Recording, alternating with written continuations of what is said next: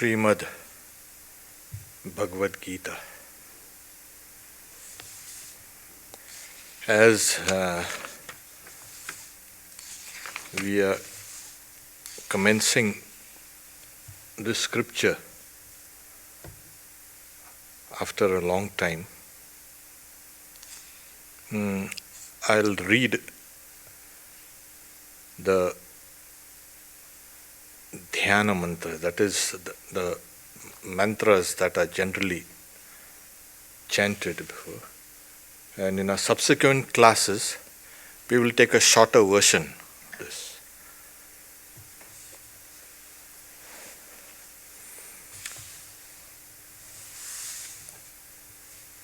Om Partaya Pratibodhitam Bhagavata Narayanena Swayam Vyasena Kratitam Purana Munina Madhye Mahabharatam Advaitamritavarshinim Bhagavatim Astadashadhyayinim Amba Tvam Anusandadhami Bhagavad Gita Bhavadveshini.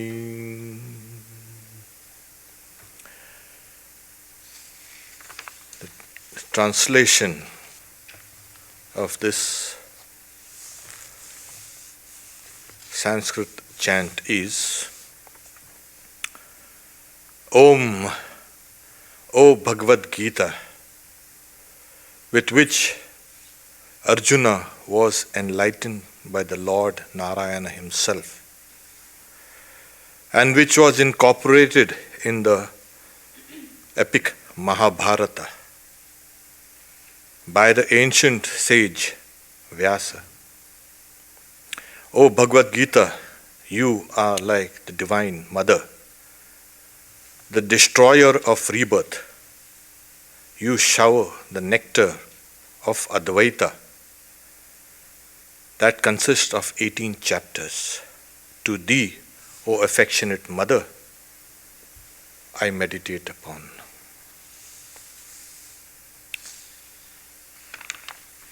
We have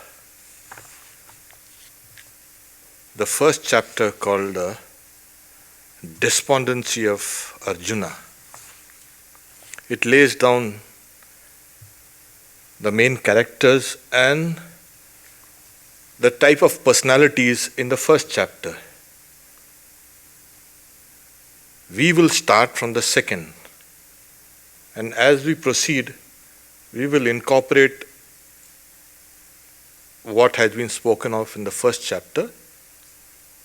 While we go ahead, we will see what exactly was the despondency. There is the Mahabharata. There was a very ancient tradition, oral tradition, and it was first called Bharata, and then it became the Mahabharata, the great Bharata. These ancient oral traditions were collected by the sage Vyasa, and it's also called the fifth Veda. We know that the sage Vyasa, he compiled the 4 Vedas. There was a mass of Vedic literature, and he rather edited this mass of literature into 4 divisions called Rig Veda, Yajur Veda, Sama Veda, and Atharva Veda. So we have the 4. There were some parts of the Vedas which were lost due to time, due to certain diseases that wiped out sometimes the families or the villages, or any other reason, some parts of the Vedas which were given to them for their safekeeping was lost. But lost in the sense, it's just physically lost. These mantras are spiritual mantras and they exist in the spiritual realm. So Vyasa, who was called the one with a great intellect, he meditated on those spiritual realms and he once again brought back those teachings. But now he incorporated them in all those oral traditions that were current. And that's the reason why we have today, in its properly edited form, 100,000 stanzas. That makes it one of the largest and the most comprehensive epic. We have other epics, but then this is, it takes, it beats everyone hands down. We have 100,000, but then we should not just become so selfish and say this teachings are only meant for human beings. There is a tradition, oral tradition, and rightly so, that this world of, you can say, matter and spirit that we see around is just a kind of you can say the tip of a kind of iceberg. So we have a Mahabharata meant for teaching us on this level of perception. There is a hidden Mahabharata, and they say that is 200,000 verses in the Gandharva Loka, 300,000 in the Pitri Loka, 400,000 in the Siddha Loka, and 500,000 in the Deva Loka. It keeps on and on and on.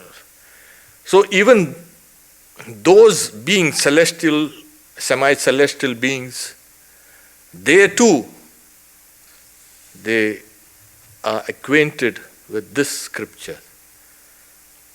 I don't know anyone who has ever memorized the whole thing, but the very fact that it's an oral tradition implies that there was memorization.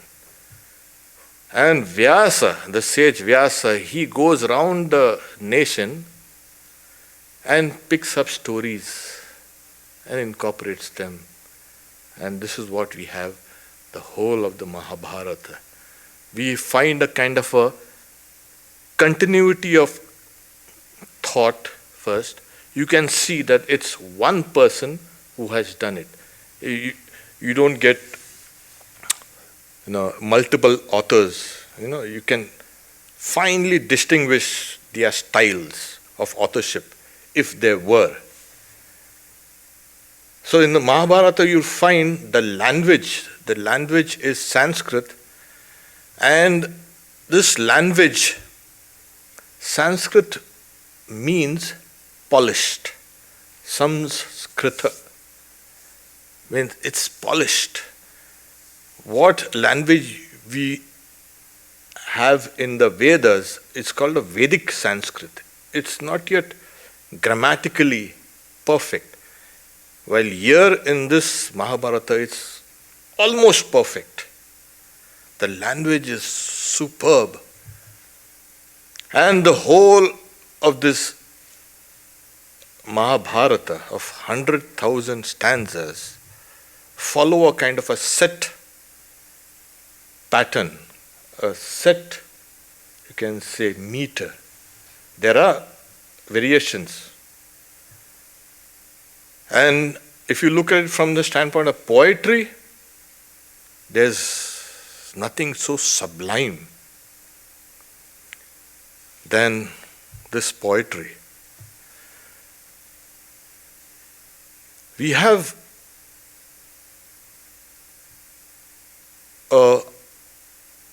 like I said, it is considered the fifth Veda. Its standing is as important as the four Vedas in its holiness. The Vedas, as we know, are the foundational scriptures. It's from there where everything has issued out, directly or indirectly. And we see the end portions of the Vedas, they are called the Upanisads. Upanishads are a mass of literature towards the end of the Vedas. It simply means you sit down near a teacher and learn. The other meaning is the secret knowledge. There is another word for this Upanishad which is called Vedanta, the end of the Vedas. Anta is end, Vedas, the end of the Vedas. What's the end of the Vedas? The end of the Vedas is liberation.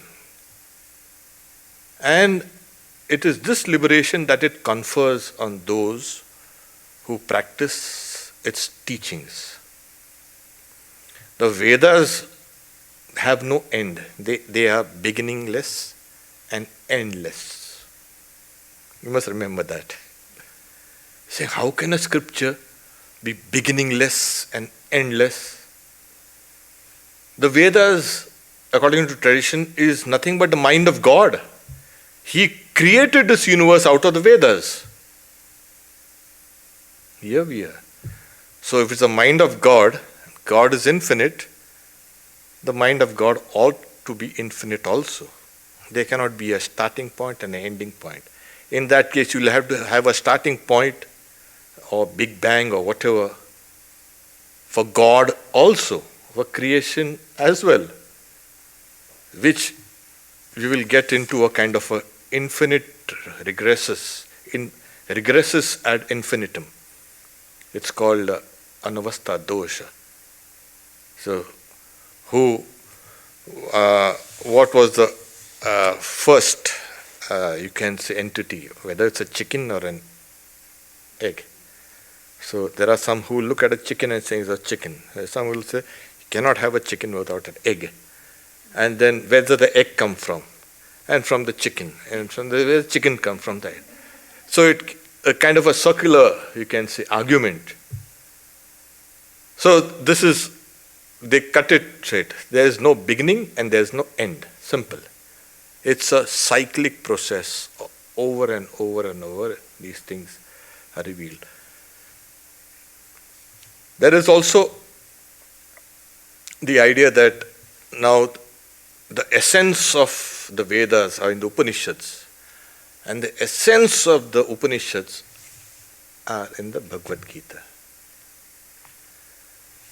So understanding or reading this Bhagavad Gita gives you an insight into the whole mass of literature called the Upanishads as well as the Vedas.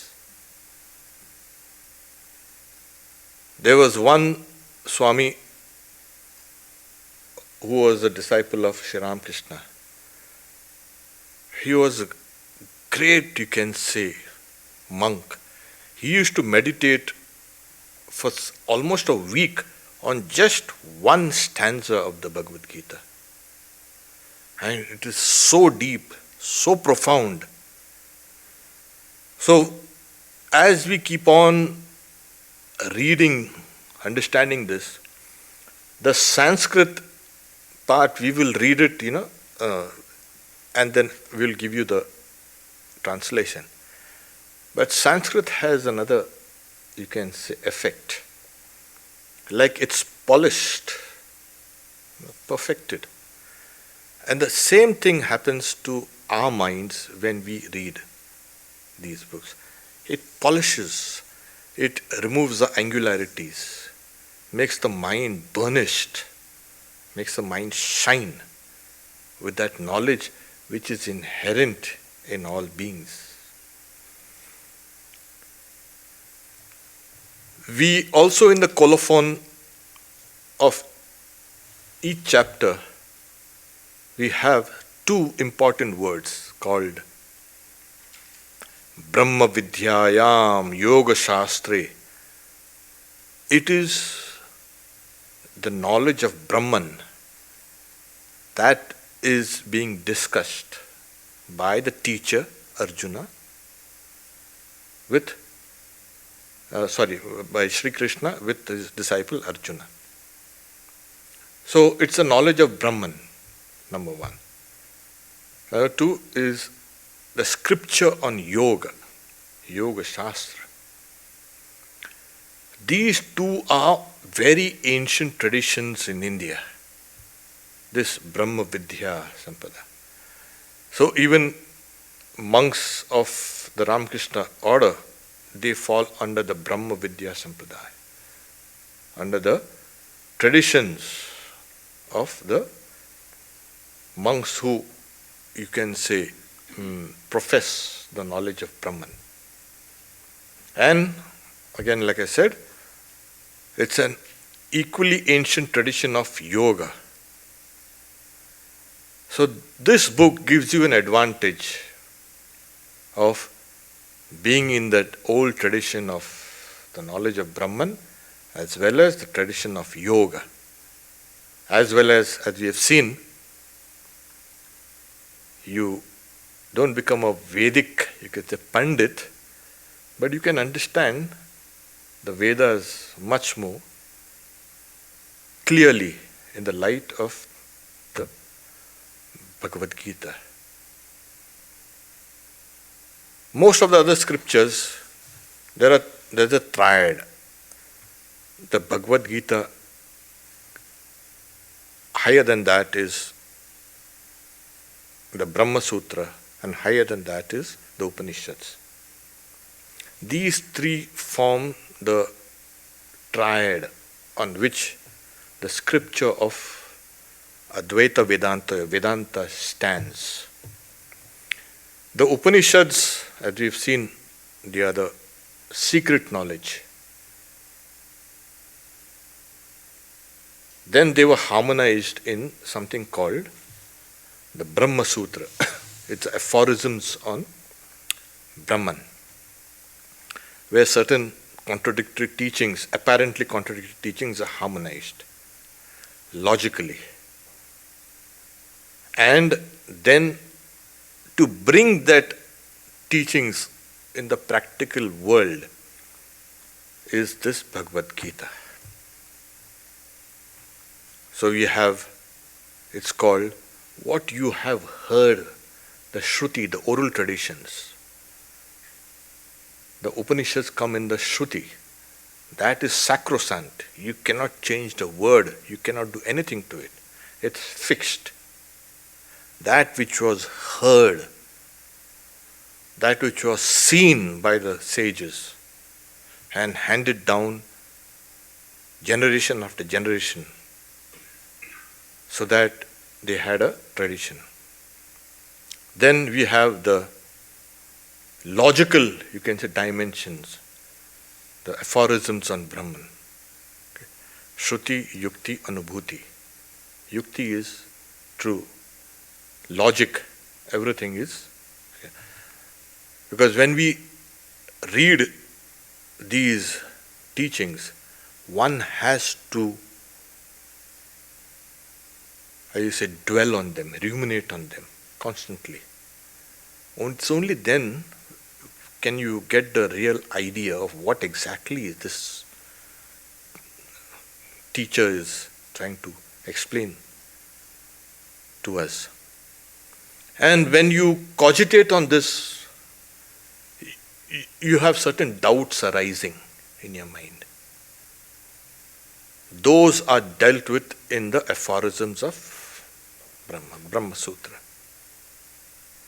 And now you've got to practicalize it. Carl Jung makes a very, you can say, pertinent, you can say, statement. And statement in the sense, his idea was that intellect and the emotion have to be combined. And that intellect and emotion, once combined, has to be brought down in the body. It has to be embodied. Otherwise, we think something, we do something else. Or we say something, we mean something else. That cannot be. The personality has to be kind of uniform, integrated. That's what he means. Until and unless the personality integrated, how do you do it? You don't need to go through a separate kind of spiritual practice. Reading the Bhagavad Gita itself will integrate. So these are the practical applications of Vedic theology, the Bhagavad Gita. Then, whether it's really practical or no, they claim it's practical. Yes, it's practical. Most of the scriptures are given probably in caves or in temples or in forest universities. There were these universities, kind of a college where the guru used to teach sometimes hundreds of students. And that life was extremely disciplined there. So there were teachings given out in those gurukulas, those forest colleges. There were some in the caves in the Himalayas, where sages used to meditate. This has been laid down on the battlefield. So you can understand that these teachings can be applied even on the battlefield where there is no, you can say, guarantee that you may be alive the next moment. A missile might come and finish you off. And in the din of war, and in the old days you had the neighing of horses, the chariots, and the shouting and the banging of the shields with their swords. It's a kind of a clamor, a tumultuous, you can say, noise. There's another, in the Bhagavad Gita itself, tumultuous. The word is tumulo, so tumulo bhayan. You will find that this Sanskrit language is not something alien or something like that. You will find cognate words in the English. In fact, it's part of the Indo-European group of languages. There we are.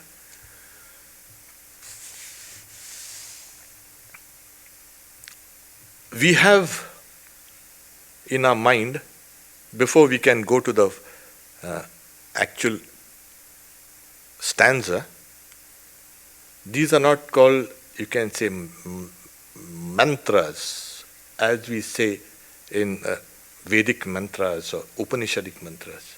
These are called stanzas, sloka. That's a mantra, sloka.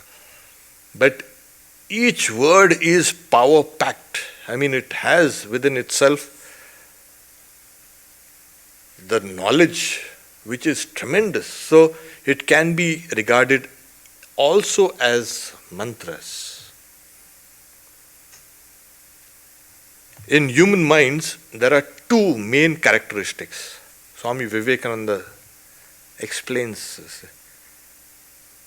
He said there are two beautiful Sanskrit words. One is pravritti and one is nivritti. Vritti is common. Vritti is, he translates that pravritti is circling forward. And nivritti means circling inwards. Vritti, like chitta vritti, there's a wave in the mind. So certain things impel you outside. That's the, you can say, characteristics of our bodies and mind. You keep a person in a room by himself or herself, and you see what happens. First thing that person will do is try to come to the window or door, try to break open. He's fed up of staying alone. That's pravritti. It pushes you out. And then there's again, at one point of time, there's an exhaustion. You circle out, you go out, and then there comes a reaction, an exhaustion, or a kind of a enough. I've had enough, I've seen enough, I've eaten enough.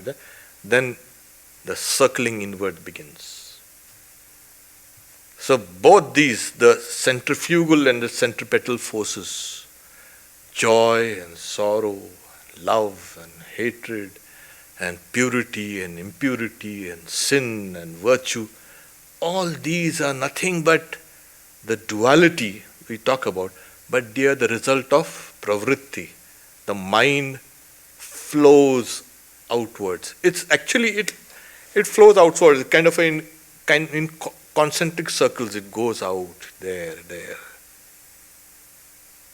And then probably it gets hit there through something, as is the case in mostly it's like that, and then circles back.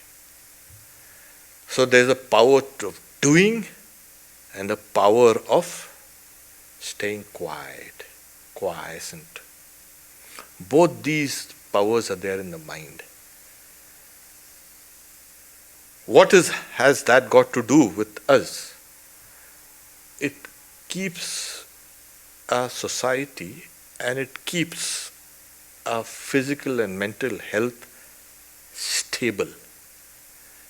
Imagine if you would have kept on and on and on, keeping on shooting and killing, and there wouldn't be any society. Some guy is saying enough. Let's have a kind of a compromise, let's have a kind of a dialogue, let's have a kind of a peace, and enough of this. Come back. So both these pravritti, the mind circling outward and the mind circling inside, are there in each and every phenomena you see in this world. Everything. And Shankaracharya, in his brilliant, you can see, introduction to the Bhagavad Gita, he uses these two, you can say, powers of the mind to explain the whole course of spirituality. In part, I'll read a few lines and then I'll explain it. Sa Bhagwan Srishtva idam jagatasya cha stitim chikirshu marichadim agre srishtva prajapatin pravritti lakshanam dharmam grahiyamasa. So the Lord,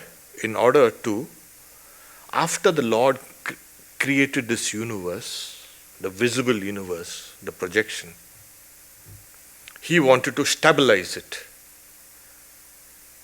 And so what he did was he created the first progenitors of mankind called Marichi, etc. Marichi, Pulastaha, Pulaha, Kratu, all these great Atri, all these great, you can say, progenitors. Their job was to keep on furthering creation. Pushing. And you cannot just have a unidirectional, you can say, creation. Has to be pulled and pulled.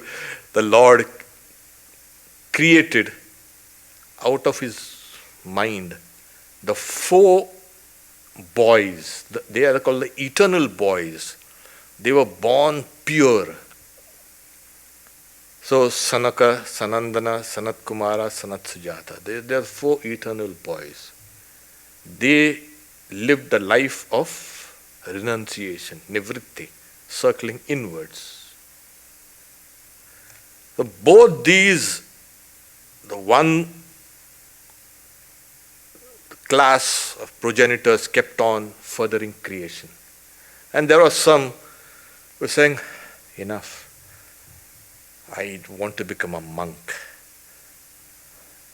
And how do you do that? You get away from the senses. Get away from all the illusions where the mind goes towards the objects of the senses. You wean them away gradually. So the Lord, He created this Marichi, etc., the progenitors in the pravritti dharma, the circling forward, and the nivritti, the 4 young eternal boys, circling inwards. Why? He is desirous of, as the text says, Jagata Stitim Chikirshu, desiring a kind of a stability for this world. He created these 2 classes of beings characterized by external and the internal. Then he says, Dvivido hi vedokta dharma. The dharma, religion, characterized as Vedas. You must not look at it as kind of this is Hinduism. It's not just that. Because if we look deeply into the Vedas, you will get all the religious doctrines there, either in an expanded form or in a seed form. All the religious ideas that humanity has manifested much later will be found there. So, you can look at religion in general. All religion. What is religion? Yeah, it's a search for the divine. That's religion.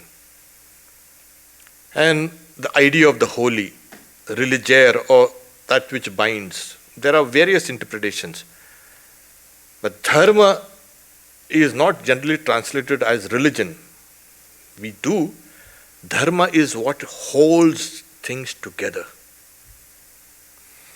Like the inner characteristics of a thing. Fire burns. The dharma of fire is to burn. Water flows. The dharma of the water is to flow.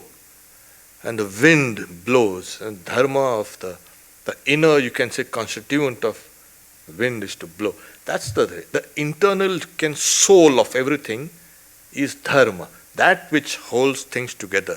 The haryate dharma. That which holds everything together. So, what holds everything together? Yes, dharma, and this dharma is characterized as these 2 forces, like I said. Religion, every religion has these 2 forces. You have the mystical element in every religion. People might not like the mystical element. You have mysticism. In Hinduism proper, we don't consider it mysticism. So what is mystery? What's the mystery about it? Nothing mysterious. Why should there be mystery in these things? It's an open book, you see it is. But you have Christian mystics, you have a long tradition of Christian mysticism. And you have Islamic mysticism.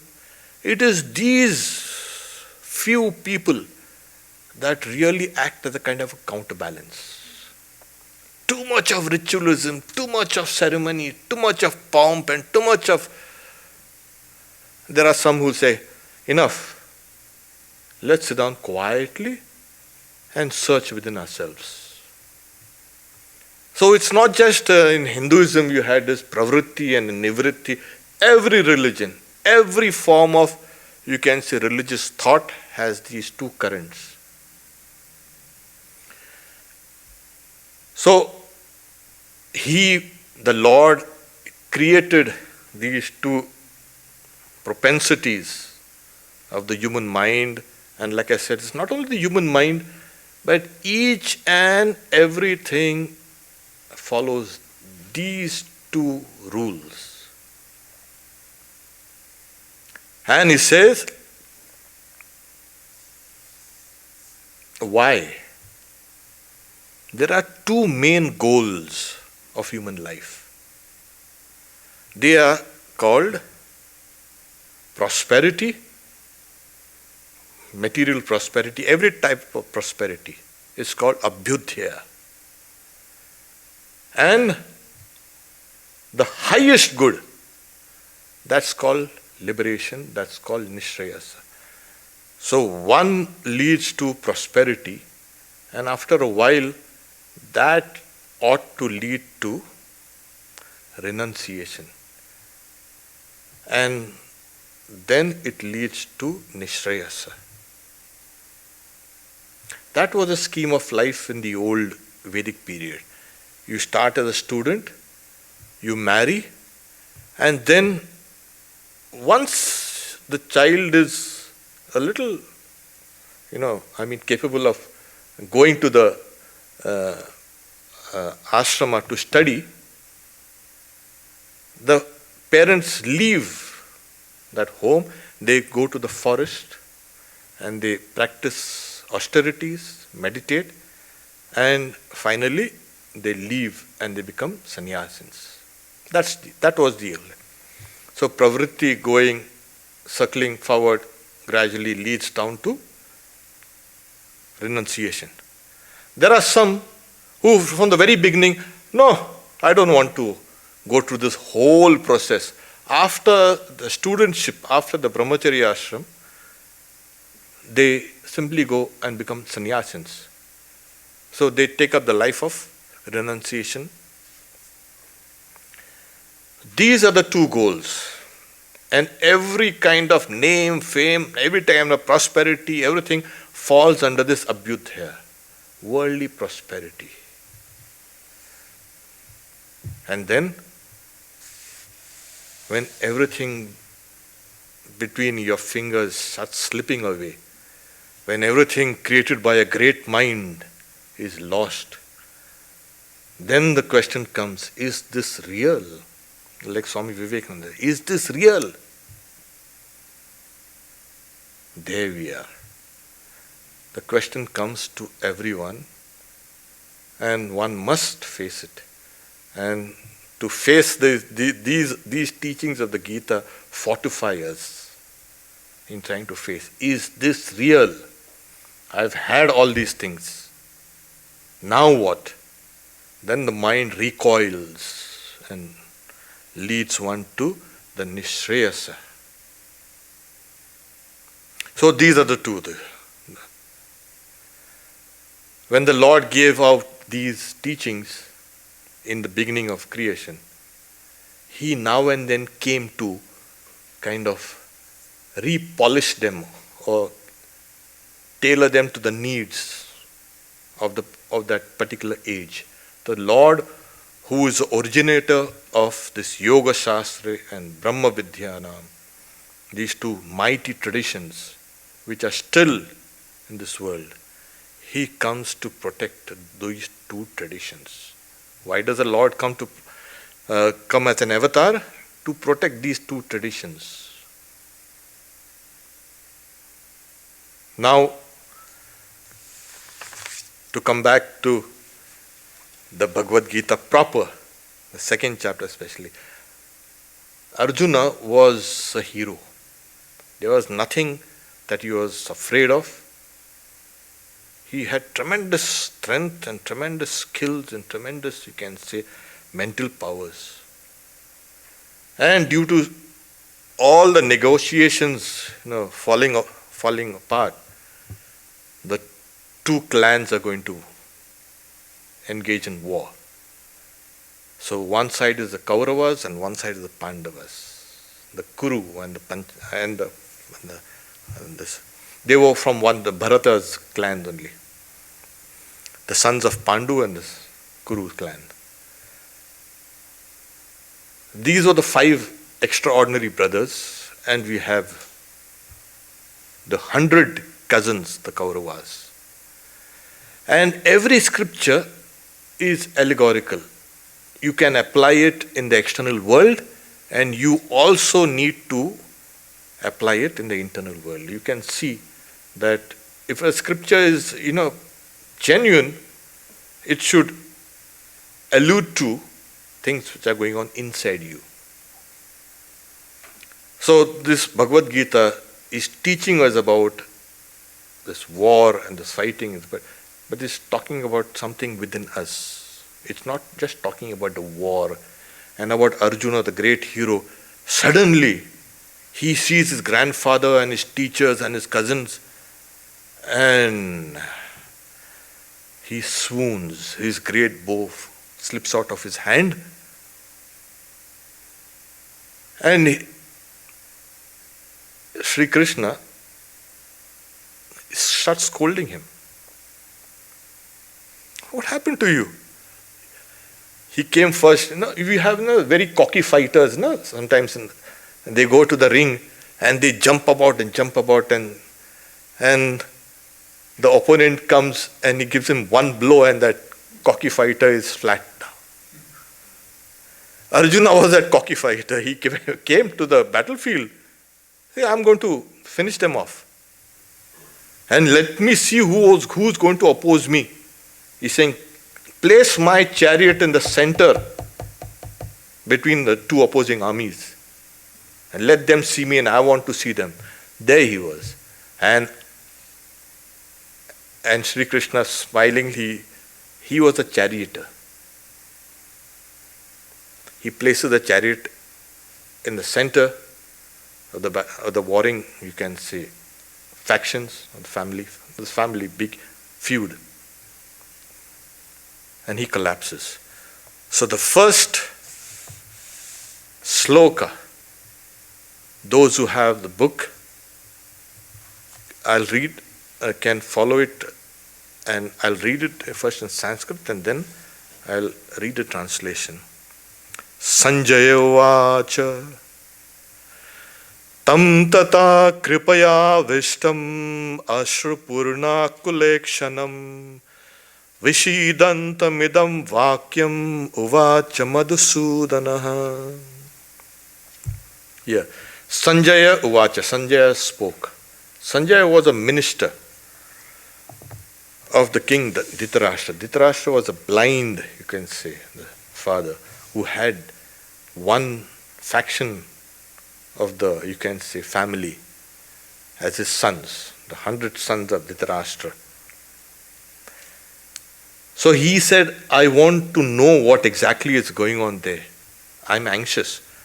So Vyasa had said, okay, your minister Sanjaya, who was also his disciple, will have a kind of a divine vision.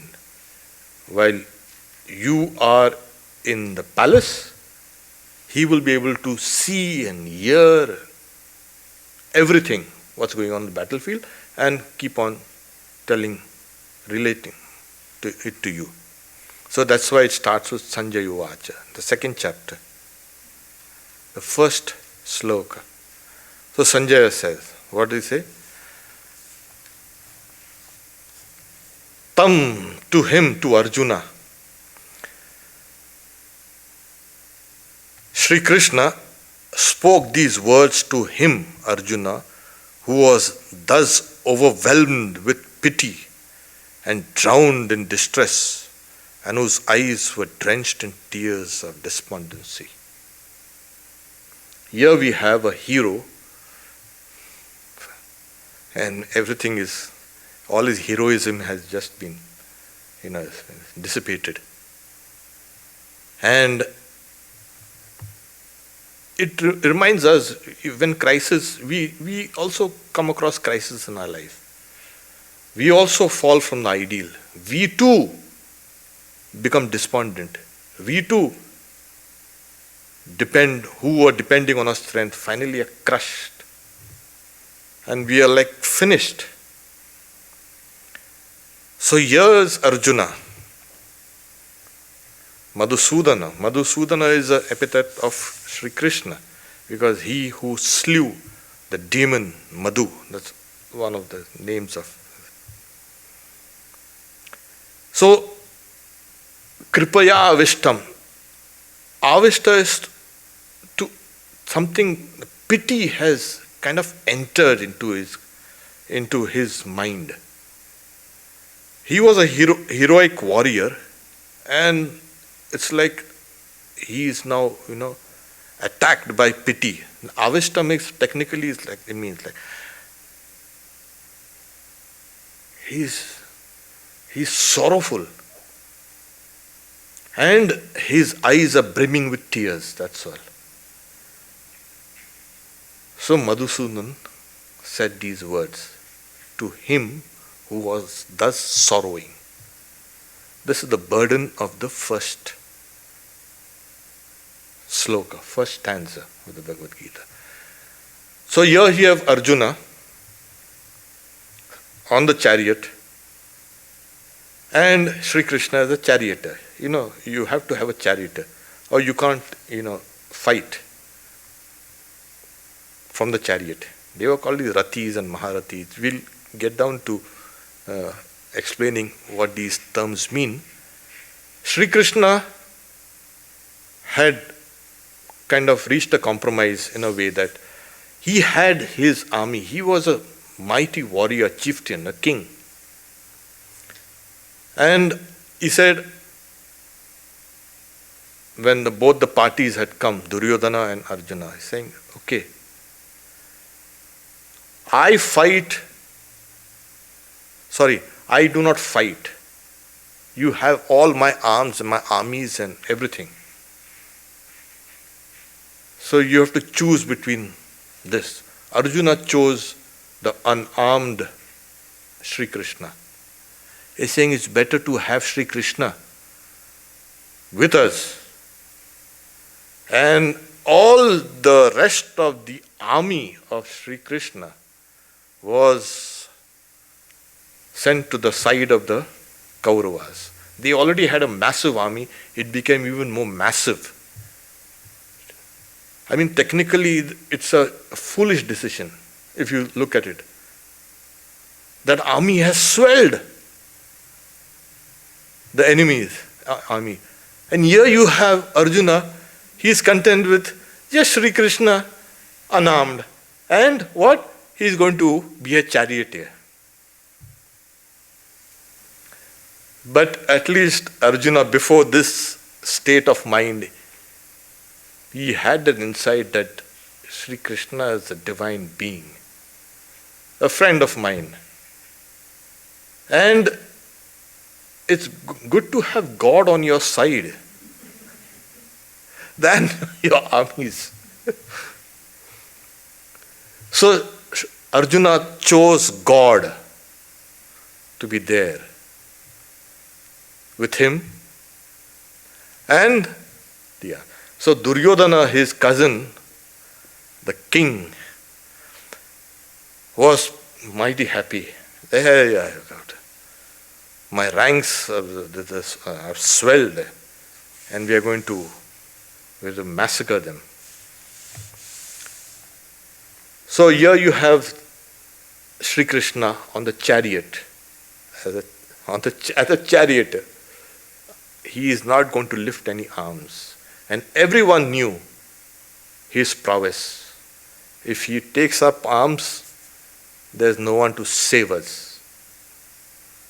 So here he is there, and Arjuna collapsed. In the first chapter, the kind of my body is feverish, my great bow Gandiva has slipped out of my hands. I cannot stand, I'm seeing all omens. Please let me off this kind of duty of this. And Sri Krishna has begun scolding him. And the scolding continues here in the second chapter also. Partly. And then here we have he spoke. The Lord spoke to Arjuna. What did he speak? We'll get it in the second and the third stanzas. But here we have a person whose dependence on his own strength was crushed. And that is what actually happens. When a person who depends on his own strength, depends on his own ego, depends on his own skill, there's no need for any divine intervention. Oh, really? There you are. And the world shows you where exactly you stand. And when all these inimical forces come and flatten you down, throw you out, then you start understanding that yes, it was foolish of me to depend on just my strength. I should have depended on God. So everything that Arjuna had learned so far, he had to undergo the process of unlearning. And this is the beauty of spiritual life. You may be a big scientist, but when you come down to the brass tacks of spiritual life, you are a baby. Oh yes. And everybody tells you, you don't do this thing right, you cannot sit right, you cannot stand, you don't walk like a monk, you don't talk like a monk, what do you mean? And then you as a baby need to hold the hands of the mother. And this is where here this Bhagavad Gita is called the mother. Amba tvam anusandadami. I meditate on you, O mother. She is that divine mother in the form of this teachings. And this Bhagavad Gita now is ready to be taught to one who has done away with all his qualifications and everything. It reminds me of Swami Vivekananda. He was like a kind of a blazing sword. And Sri Ramakrishna just touches him, and how could he, smash my hardened mind in a kind of second, in a blink of an eye. And he was very careful. Next time I go, I'm not going to let anything overpower me. And again, Sri Ramakrishna comes and touches, and there again. Master Masai, who was the, you can say, recorder of the gospel of Sri Ramakrishna, he too, he goes, and then he says, my God, he's saying 3 times his ego was crushed. And here we have a person who is now ready to learn. So Arjuna is now ready to learn. He does, of course, now and then pose some questions. Why is this and why is that? In a way, he is helping us to eradicate certain doubts in our mind, makes things clear. So, Madhusudana Uvacha, Madhusudan spoke, Sri Krishna spoke these words to Arjuna, Tam, to him, who was grieving, whose eyes are full of tears, and, as we say, filled with pity, like pity had entered him. This is a perfect, you can say, candidate for something higher to be given to him. The second, we have a little time, we will chant the second stanza, and in the next class we will continue with this second and third. For now we will chant it, and I'll explain the Sanskrit Mantra, Shri Bhagavan Vacha Kutastva Kashmalamidam Vishame Samupastitam Anarya Jushtamaswargyam Akirtim Karamarjuna. Shri Bhagavan spoke. We will come down to what Arjuna means and what Bhagavan means. Arjuna means one who is pure. And Bhagavan means, briefly, is one who has, Bhagavan, one who has the 6 celestial powers. Jnana, Aishwarya, Shakti, Virya, Teja. So Bhagat, these are called the 6 Bhagat. He has untrammeled power. One who has this untrammeled 6 divine powers is called Bhagavan. And the first thing he says, Kutastva Kashmalamidam. Where has this unmanly, heaven-barring and shameful dejection come upon you at this juncture? Oh Arjuna, here you have. People like to have kind of some sweet words. People in Swami Vivekananda, they say, people want to have some comfortable religion. If you want comfort, please don't come to religion. It will turn you inside out, show you what you are, and now pick up the pieces and let's start. This is what happened. He was grieving. Anyone could have had a word or two of, you can say, consolation to this mighty hero. Nothing. He never consoled him with anything. He scolded him, berated him, trying to arouse that spirit within him. So Kuta, from where? Twa is in you. Kashmalam, many people translate it as, you can say, heaven barring or something like that. But what happens is, we have a nature and that is superimposed by certain weaknesses, certain wrong perceptions, certain wrong cognitions, and that is kind of a covering over us. So where has this covering, this wrong knowledge has come upon you? And where we're saying, at this juncture when you are supposed to exhibit the highest, you can say, spirit of a warrior, where has all these things come upon you? And he makes another significant, Anaryam. You are not an Aryan. We will pronounce it as Aryan. You are not an Aryan. Is an Aryan a race? No. And Arya is a one who is cultured. As you say, no? But one who has spiritual culture. Manu says that a child born of lust is an anarya. A child born out of prayers and purity is an arya. It starts from there.